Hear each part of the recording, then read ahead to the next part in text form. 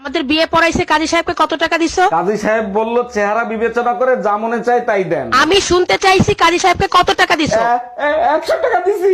আমার চেহারা এত খারাপ যে 100 টাকা দিছিস? আর কাজী সাহেব 80 টাকা ফেরত দিছে। কি? হ্যালো, এই কই তুমি? শিগগিরই বাসায় আসো, আমার প্রেশার লো হয়ে গেছে। প্রেশার লো হইলে দুধ আর ডিম খাও, প্রেশার ঠিক হয়ে যাবে। তার জন্য আমার বাসায় আসতে হবে কেন? ডিম দুধ সব খাইছি, কোনো কাজ হয় নাই। তুমি বাসায় আসো। আমি বাসায় আসলেই তোমার প্রেশার ঠিক হয়ে যাবে? আমার সাথে ঝগড়া করলেই আমার প্রেশার ঠিক হয়ে যাবে বাবু। বাবু কি আইসা বসো তুমি? হ্যাঁ আয়সা পড়ছি। আচ্ছা একটা কথা বলো তো, বলো। আসার সময় না আমার পাশের বাসার ভাবির সাথে দেখা হয়েছিল। সে আমারে বললো, ভাবি আপনাদের বাসার চা কিন্তু খুব মজা, একদম সুস্বাদু, এত মজার চা আমি আগে কখনো খাইনি। কিন্তু কথা হইতেছে আমি তো তারে কোনোদিন চাই খাওয়াই নাই। হ্যাঁ কবে খাওয়াইলাম আমি তারে চা? আচ্ছা বাদ দাও, আমি তোমার জন্য চা বানিয়ে নিয়ে আসি। হ্যাঁ আরে না, তুমি বসো। চা পরে খাবো, আমি তারে জিজ্ঞেস করে আসি। দরেই খেলাম। এই শোনো, যাইও না, থাক, আর বাদ চুপ দাও। করো তো, আগে আমি জিজ্ঞেস করে আসি। আমার জিজ্ঞেস করা লাগবে কবে আমি তারে চা খাইলাম। হ্যাঁ শোনো, এখন চুপ করো। আজকে তো শেষ হবে। শাড়ির আসলে যদি আগুন লাগে তাহলে শাড়ি খুললেও বিপদ, না খুললেও বিপদ। কারণ শাড়ি খুললে ইজ্জত যাইবো, আর না খুললে জীবন যাইবো। ঠিক তেমনি আমাগো আশেপাশে কিছু আত্মীয় স্বজন আছে যাদের সাথে সম্পর্ক রাখলেও বিপদ, না রাখলেও বিপদ।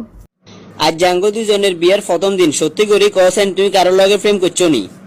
নাউজুবিল্লাহ, ইগেন কি এখন? আজ যদি আরেকজনের লগে প্রেম করতাম তাহলে কি আনের ঘরে আইতাম নি? বাহ বাহ, তাহলে তো বুঝা যার বাংলার একমাত্র খাটিব আইনি হেসি। প্রেম করি না ঠিক, তবে 3-4 হাজার প্রেমের প্রস্তাব পাইছি। আর বোগা সাফা মারার আজ জায়গা হইল না। কি আরে ক 3-4 হাজার গা প্রস্তাব ভাইও রাজিও ন? কি তোর সমস্যা না অন্য কি সমস্যা? আরে কছেন কেন? আর মনে মনে একটা ইচ্ছে আছিল, বিয়ের হারে প্রেম করু মাইয়া স্বামীর লগে। আর এইদিকে মজার কাহিনী আরো আছে, তুই শুনো না। কত হলো আরে হাই বেল্লাই বলি চোখের আনি হেলাইছে, হাত কাটি নাম লেখছে, আবার তাবিজ তোমারও করছে। আই কিন্তু কোনো গারে ফাত্তা দিন। মাইয়ালা মানুষের মন পাওয়া কি এত সোজা? এদিকে আঙ্গ বাড়ির রাস্তায় গিয়ে কিনের দিন আমুন না, তুই কি খেয়াল করছো নি? দেখছিলাম তো রাস্তায় কেন নামছে কেন? হোলা গেল সকাল বিকেল ছড়ি না মাল আছে। বাহ বাহ বাহ। তুমি যে 2-3টা ছেলে মেয়ে পয়দা দিছো, ওগুলো কি একটাও মানুষের জাত হইছে? সব দোষ আমাকে দিচ্ছ কেন? তোমার কোনো দোষ নাই। 1 মিনিট, আমার দোষ দিচ্ছ কেন? পয়দা তো দিছো তুমি। তুমি যে জিনিস কুরিয়ার করছো আমি সেই জিনিস ডেলিভারি দিছি, তাহলে দোষটা কার? শ্বশুর বাড়িতে দেবরদের মাথা নিচু তো সেদিনই হয় যেদিন নিজের বউ এসে মায়ের নামে কথা শোনায়। সেই দিন থেকে বোঝে ভাইয়ের বউ ভালো ছিল। এর আগে তো মায়ের কথা শুনে ভাইয়ের বউকে খারাপ ভেবে থাকতো। তুমি মন খারাপ করে বসে রয়েছো কে? কি হয়েছে তোমার? পোলারে নতুন নতুন বিয়ে করাইলে আর নতুন বউ সব কাজকর্ম করবে, এখন তো তোমার আরামই আরাম। আর কোশনারা পায়েল, নতুন বিয়ে করাইলাম, নতুন বৌমা আমার কথাও শুনে না, তো চাচার কথাও শুনে না, পুলার কথাও শুনে না, কারো কথা শুনে না। এই যে ডাকি কারো কথা আর কানে যায় না। ইয়া আল্লাহ, তুমি না কইলা তোমার পোলার বউ বলে সবার কথা শুনে কত ভালো পোলার বউ, 2 দিন যাইতে না যাইতেই বউ ফুটুস।